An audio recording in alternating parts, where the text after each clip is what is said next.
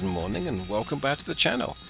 I'm David Steele and here's my truck, or at least this is the inside view of my truck. Let's jump outside, let's take a look. What have we got here? Well, here we have a Scania.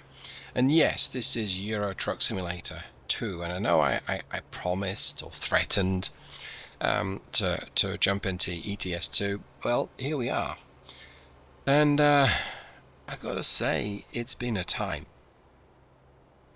So the long and short of today's trip was I asked AI, Google Gemini specifically, for an oddball specification Scania truck of from the ETS2 environment, but using the Steele Productions Engine Pack. And it came back and said, think about using one of the older school Caterpillar engines. And I'm like, okay. So here we are. Under the hood of this Scania is a Caterpillar 1693. This is the aftercooled or the turbo aftercooled version. Let me go ahead and start the engine up. It doesn't sound necessarily like a 1693, and I don't expect it to. But yes, we've got a 425 horsepower Caterpillar under the hood, and it appears to be low on air. It's interesting. I've just filled up the tank. Let's see, what have we got? Oh yeah, we are kind of low on air. Yeah, I wonder why that is. I know exactly why that is. This truck's done a few miles, and I wouldn't say one careful owner, but it's had an owner. So let's leave it at that. I'm going to go ahead and fast idle this just a little bit. Let's see if we can build up some air pressure a little quicker. And let's tell you a bit about what we're going to do today. We're going to just turn up at the grocery store opposite the supermarket, and we're going to see what jobs they've got. I'm going to run a job. Okay, it's got my air pressure warning out. I am going to need to turn off the handbrake, or unset the handbrake even, which surprisingly didn't trigger the low air pressure. Right, let's go ahead and check that everything is working. Yeah, I'm pretty sure that, yep, it is. Okay. Right. Let's go see what jobs I've got. So, as I do, say a little bit more about the specification of the truck. So yes, it's an old Caterpillar engine. It's a 1970s vintage. And the way I would hand wave this is, we took the Scania Streamline and we took a donor truck from America, and we moshed the two together. And so here we are. And we'll see how well this combination works. We have a 13 speed under the hood. I suppose under the cabin, really. Let's see, let's try a World of Trucks trip. What have we got here? I don't want something too far or too heavy. But we may not have that much of a choice, really. That's about used plastics. I wanted something a little heavier than 15,000. Try the freight market. What have we got? Nothing. Wow.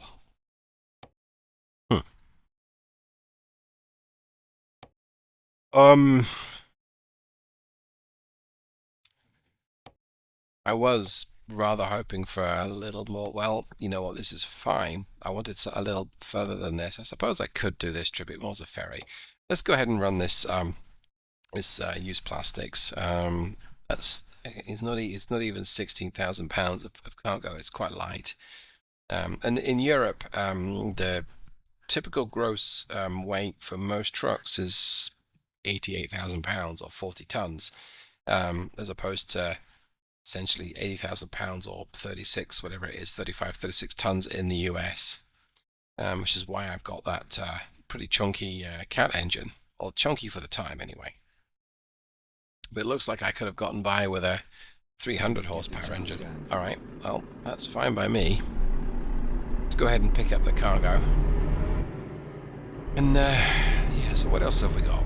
Well, we have a 13-speed transmission as well. Now, I'm using this right now in automated mode. I may go ahead and switch to sequential manual, but right now I just want to keep it in auto. But this is the transmission that a friend of the channel, friend of mine, Zach, sent me the definition for. It's the 80s style Eaton Fuller RT12513, and I forget all the other letters that go with it. But it's the single overdrive unit.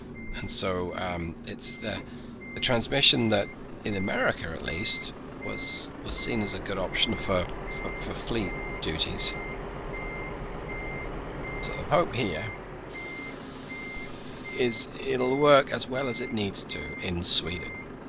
Now, the market in Sweden, the trucking, the European trucking market, is a little different. Go ahead and turn those lights off. Let's get the thing where it's do that. So, okay, get my lights back on. All right. Yes, a little different in Europe, and to explain what I mean there. Yes, so there's an overriding rule of thumb, and this is very much overriding. Average speeds are quite a bit slower. Roads are narrower. Gradients can be steeper but shorter, and speed limits are lower. So it turns out, weird this, that typical power outputs for trucks tend to be about the same, under like-for-like circumstances. Now, there's a huge number of caveats in that sweeping statement, because in Europe you've got access to much more powerful engines than you have in the US. In fact, the US emissions regulation, at least until very recently, were stricter than Europe, and that may have had a handle in this. And in Europe, some countries, well, definitely Sweden, Germany, the Netherlands, are allowing essentially road trains. Super heavy. No, that doesn't help me. This driver's trying to be helpful, so I don't think he really is, but okay. Go ahead and do this. I don't really think I needed him to be helpful, or her. I did. So, you know, thanks for being helpful, but you've really not helped me at all. So that's me not... Ow. Good grief, Alpha Romeo. Okay, so that's me pulling out too much from the yard. Let's make like a tree and get out of here. Where was I? I forget. But the long and short are, engines tend to have a similar amount of power, but the gearing can be a little different. So the gearing over here, typically in Europe that is, typically tends to be that little bit shorter. So you don't have as much potential top speed, but you don't need it because speed limits are that much slower. In a lot of places, you'll top out legally at just 80 kilometers per hour, or 50 miles an hour. Whereas in the US, it's not uncommon to have 65, 70, 75, even 80 mile an hour speed limits. So that means you tend to have taller gearing in the US to help give you the legs for getting to those high speeds, and also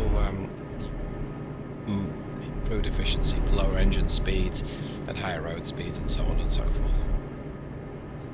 So quite different markets, and I typically forget all of this, especially when I don't play ETS for a while. And the question is, I mean, it's a heavy-duty engine, surely that it's gonna essentially work the same. I mean, let's use a different gearbox. An engine that was sold in America should be fine for Europe, right? Well, generally, I want to say yes,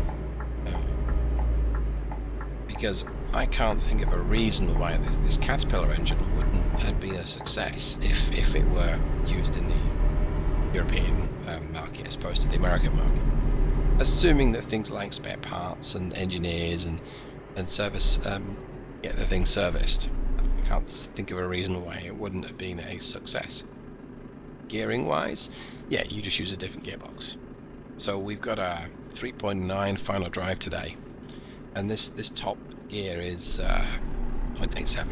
So essentially, if you think of the stock 13 speed that comes with ATS, its top gear is about the same as 12th gear in that you don't have the second overdrive gearbox. You also have a crawler gear for getting you off the line at at higher weights or upper gradient, and that can make a difference too. That might simply be the way that it's named. This will be a short sprint between traffic lights right now. And I think our cargo today is not really testing the configuration of the truck. Gearing wise, it is beautifully short, essentially. 55 miles an hour, so 90 kilometers per hour, give or take. You're looking at about 1550 RPM, which this Caterpillar is perfectly happy. In fact, I would say it's at the sweet spot. And you take a few revs off that if you're doing 50 or 80, and we're going to get to see some of that today, I think. So right now, not really taxing the engine in the slightest, but we'll get it up to 70 kilometers per hour if we don't run out of road again. Let's see, we can even do 80. Right, let's get up to 80. Yeah, it's pulling beautifully. And the shift points are keeping the revs around about the 1500 point, give or take, which is where this cat likes to run. Right, so I'm going to shift it up into 12th myself. Yeah, there we go. So 1400 revs at 50 miles an hour or at 80 kilometers per hour. So it's a reasonable cruising engine speed, and this should be pretty efficient given what we're doing with it. Let's take a quick trip my fuel consumption. Well, I mean, it's 4 miles per gallon overall at the top, but that's going to increase, especially as we start to cruise. Yeah, the bottom number in the trip computer that's now showing sort of 6. That's the instantaneous fuel consumption. Bring my speed down by 5 kilometers per hour. Let's use the engine brake. Let's bring it down by 10. One of the hardest things I find of ETS is it takes a career around the corners way too quickly. It's really not a rush. You know, I'm also speeding here. Okay. So the speed limits, they can feel really restrictive, and I've lived in the US for a number of years. I've driven ATS for a number of years, and that's why it can feel quite restrictive.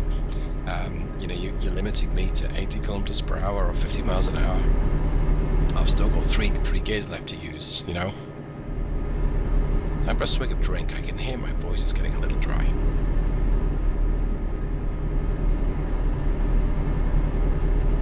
See if that actually helps. But so far, I would even go so far as to say that this Caterpillar feels kind of punchy. It should. The gearing is such that it's got readily accessible power at the sort of speeds I'm going to be doing. It only goes up to 100, so we'll get up to 80. Yeah. So as I advance the cruise control, it picks up, and off we go.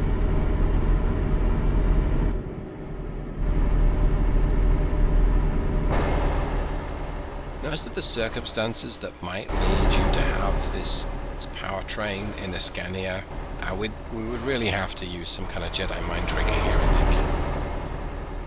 think. So here is my attempt to justifying this. It's a former fleet truck. Whatever fleet has white vehicles. It came off the fleet. The engine in it was past its best, shall we say. And we just so happened to know a vehicle supplier in the US that had, let's say, a crashed, I don't know, Kenworth W900B. And so picked that up, didn't cost us very much. Why am I slamming down? Picked it up, didn't cost us very much. Shipped the wreckage across to Europe. That took 3 months to get here. And when it arrived, transplanted everything from the Kenworth under the hood of a Scania. Had a bit of fun getting all the electronics to work, but hey, that's old engines in modern trucks. But here we are, and of course it's a kind of a basic spec. It's a fleet spec truck, but it has some old world America in the same sentence. It has some old world American charm. And I think for me, yes, it's a little oddball. But in terms of how well it performs, how well it delivers, hills like this, quite a steep hill, but probably not very long. See how well the automated transmission works. It's shifting me down. I'm in 9th gear. It's doing fine. Going up through the gears, and of course this is my engine, this is my transmission. Well, okay, it's not my transmission.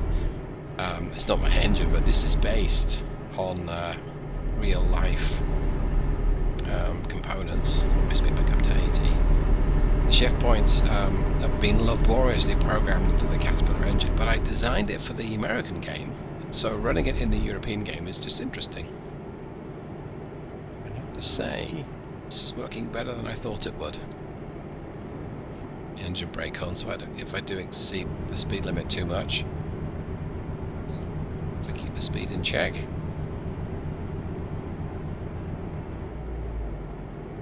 Yep, seems to be working fine.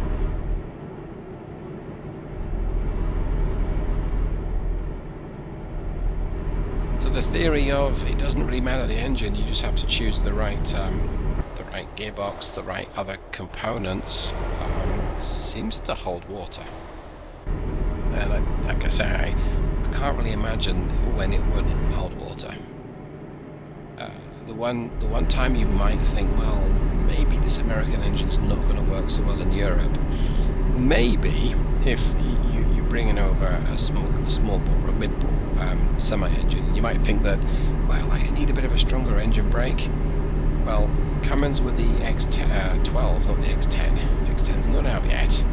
But with the X12, say, here, hold my beer, and program in automatic downshift for the driver. So it's a little noisy, and it's probably a little jerky, but it will put the gear. It'll use the lowest gear that it can, so it'll give you the highest engine speed that it can, and that's the higher the engine speed, the greater the engine brake effect. That works really well. But a lot of European trucks, not this one to be fair, right now, have another secret weapon, and that is a retarder, typically a hydraulic retarder. And think of it as a bit like Caterpillar's brake saver. It's the means of slowing down the drivetrain and hence slowing down the engine.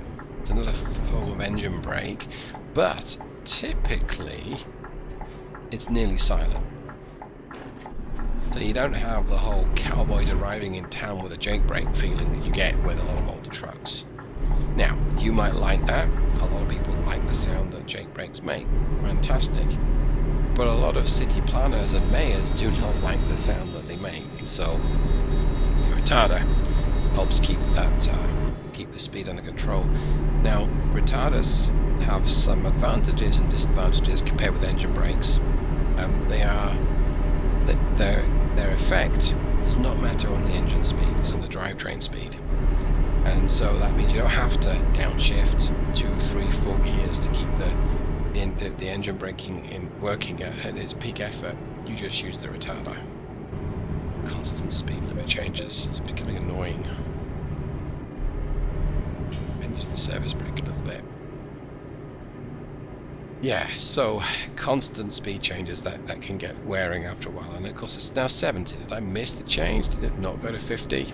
Right, let's look at the job. I was around about, maybe that's why. So yeah, so the retarder is independent of your engine speed, and that makes it, yes, a smoother way of progressing, which is good.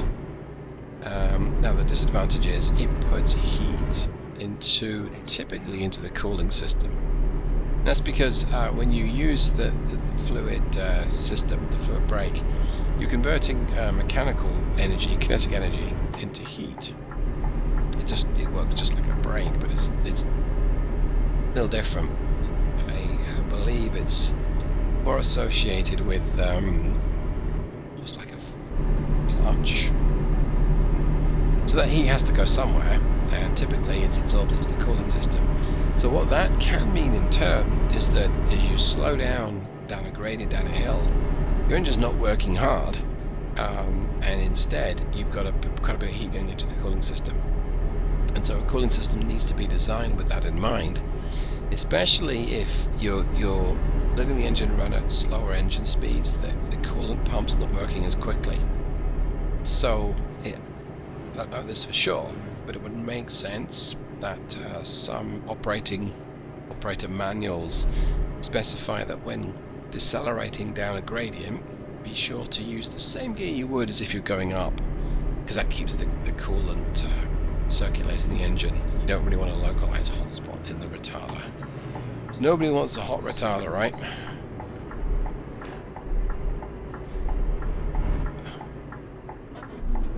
Thanks, Volvo. Another one, thank you. Well, I'm just going to push in front of you. You can wait. That's a little, I don't know what the word, I wouldn't say frustrating, but it's like they don't know what to do with roundabouts.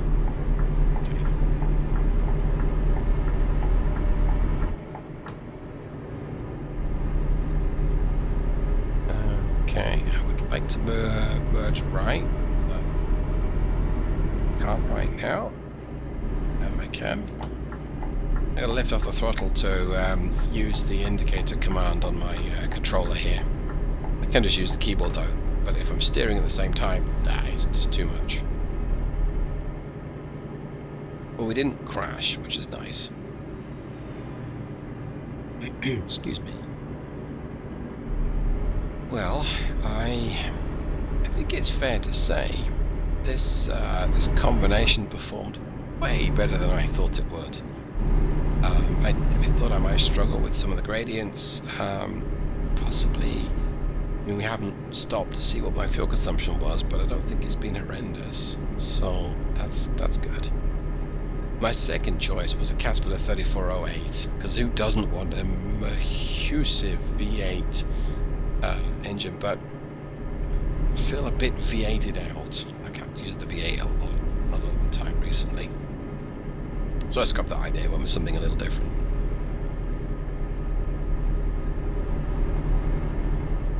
Seemingly just tootling along.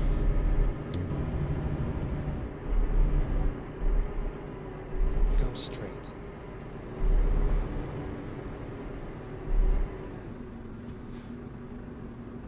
I have to say, yeah, well, I mean, there's not much to write home about.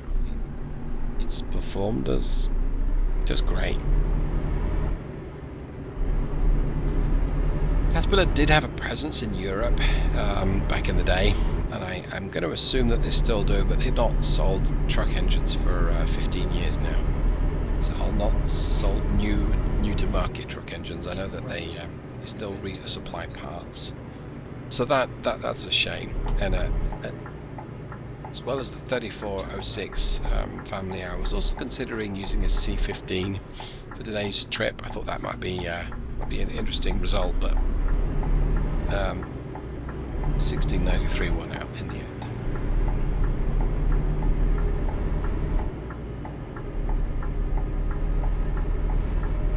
This 4x2 design is way more maneuverable than I'm used to. I mean, if you look at it, it's not the smallest truck in the world, but it's kind of dinky.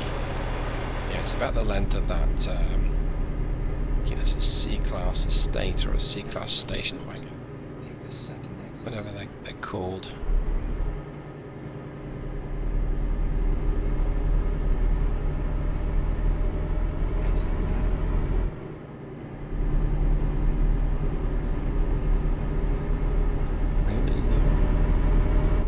Maneuvering through roundabouts seems to be the hardest thing about to deal with, although I've not had a particularly steep mountain pass to tackle. That one gradient, yeah, it was pretty steep, but it wasn't very long. And we dropped, what, to 9th gear? Which, that's only 3 down from top. I mean, it's a strict, steep gradient, but it's not horrendous. It doesn't want to do 70 in top gear. That's fair enough.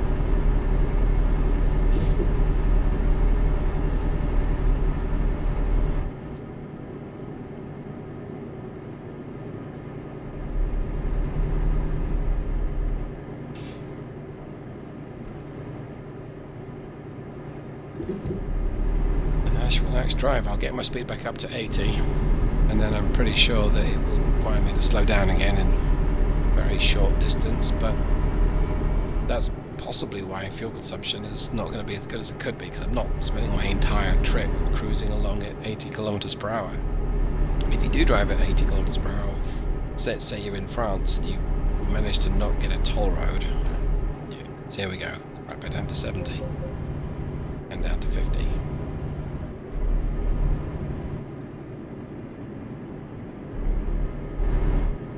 Right, it's got my cruise control engaged. 122 kilometers left to go. That was about 75 miles. I gotta take another drink. I'm very dry, it would seem.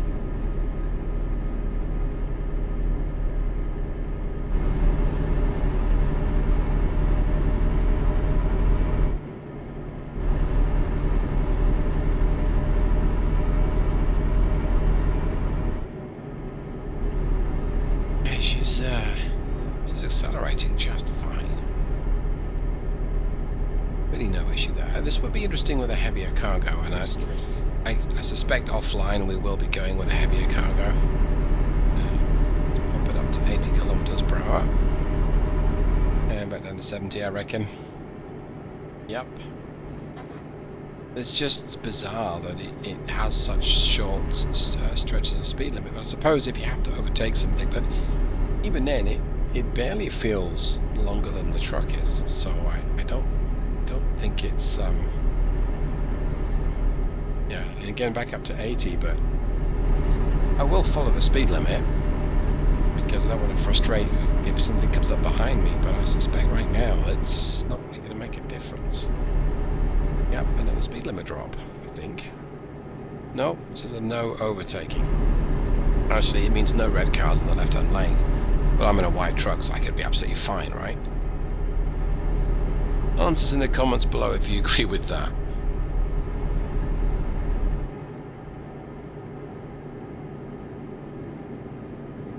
Go straight.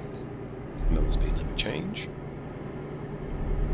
This sign here, the yellow square in a bigger white square, something I actually miss, and you did see it in the UK, and I've not seen it in the US, and that means that I'm on the main road.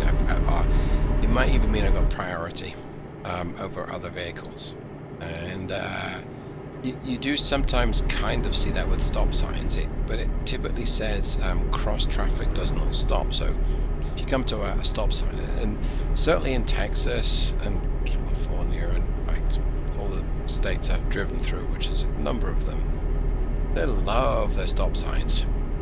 I mean, nothing to do, nothing on the road, build a stop sign.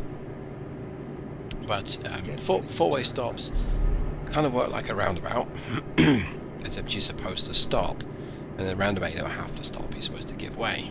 So roundabouts help the flow of traffic, stop signs theoretically don't, because everyone's got to stop and everyone's got to restart. And you know, that's not so bad if you're in a car, it's still a pain. But if you're in 40 tons of Volvo or Scania, you might have to go through 43 gear changes to go up and down between a stop sign. Okay, maybe not 43, maybe it's only 20, but it's a lot of gear changes. Yeah, this looks like I want to say a motorway, or whatever the Swedes call their motorways. Right, red car's going to let me out, I think. Oh no, red car's not. No, okay, red car is going to let me out. Area of choice there. Right, I've got my cruise back on 80. Let's see if we can get a bit of a stint at this kind of speed. Let's quickly look at my fuel consumption. So 5.6, and that's still brilliant, let's face it. Now, that said, the 1693 is not really known for its tremendous efficiency, but it was never about efficiency, it was about hauling loads. There's later engines that have got more of a bias towards efficiency. Alright, so I put it in top gear and we let it cruise along. Let's see if we can get some cruising fuel consumption numbers. Let me see. Not really. so far.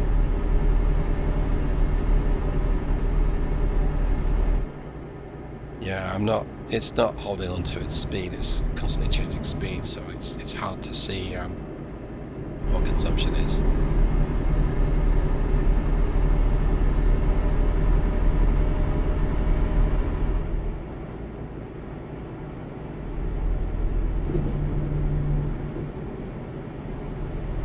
Going down a gradient doesn't really, it doesn't help, because I get showing 12 miles per gallon instantaneously, but I'm not doing 12. I'm heading down a hill, gravity is assisting, so it's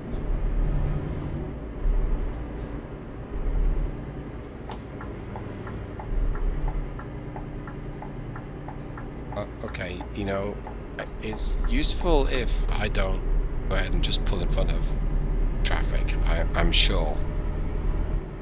But I expected the AI to be a little more aggressive there and just pull out in front of me. Because sometimes it does. It's just like, pulls out in front of you and you have to deal with it. Which sometimes means running into the side of it. Okay. Back on resume. Let's pull in, turning off here, so... I didn't really have long at my potential cruising speed, and it was kind of wrecked by some pipes. First time I've said my day's been wrecked by pipes for a long time. Exit right. Okay, yeah, so back up to 5.6. We'll let the speed bleed off. Use the engine brake just yet. Down to 35 kilometers per hour, so we're a little bit less than 25. I think typically you might want to do 30 kilometers down here, but 30 kilometers per hour, I should say. Okay, let's get back on the power. Seems to be stopping. Well, is my engine brake still on? Yeah, it is. Okay. My bad. Right, got the engine brake. It says give way, so kind of clear on the left and clear enough on the right. Right, let's see if we can make this. We did. Okay. Giveaways are wonderful. Roundabouts, they would be okay, but it's almost as though ETS and ATS doesn't know how to cope with roundabouts. And it doesn't want to give way to you, and when it does, or it'll just collide you, and that's never a good thing.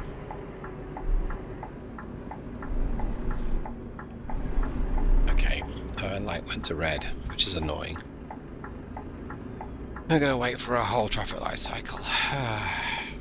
Well, okay, so I think, you know, verdict on this engine gearbox combination. Yeah, it's been fabulous. I really don't have any complaints or issues. Fuel consumption wise, I don't think it's been brilliant, but I think in the context of what is a 1973-ish engine, I think it's not unreasonable.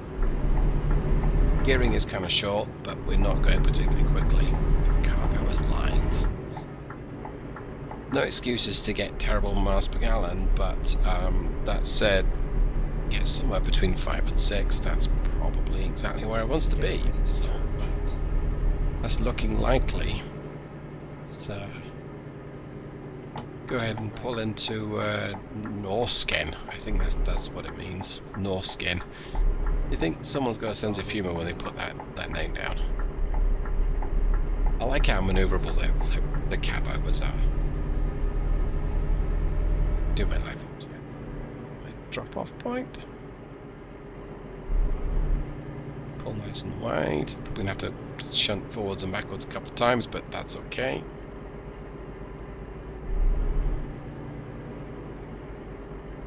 I might not do actually.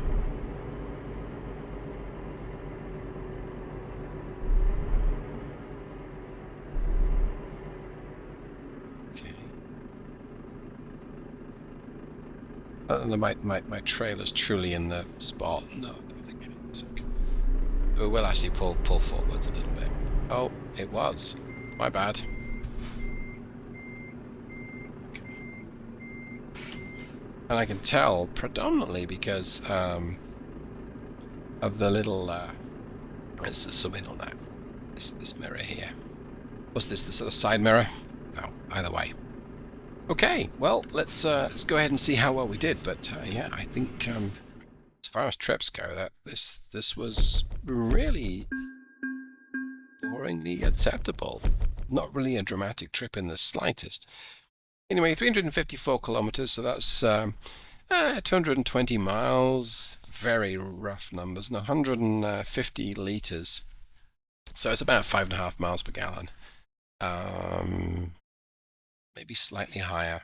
And my mental arithmetic might be completely off here, but let's type it into my spread. Yeah, 5.6. Okay, which case that is what I would hope for from this particular engine, and that's what we got. So, can't fault it. Interesting oddball specification truck, but cope with the trip just fine. So in answer to my question that nobody asked me, does this engine work in Europe? Answer is yes. And with that, thank you ever so much. Hope you enjoyed this. Hope to see you next time. Goodbye.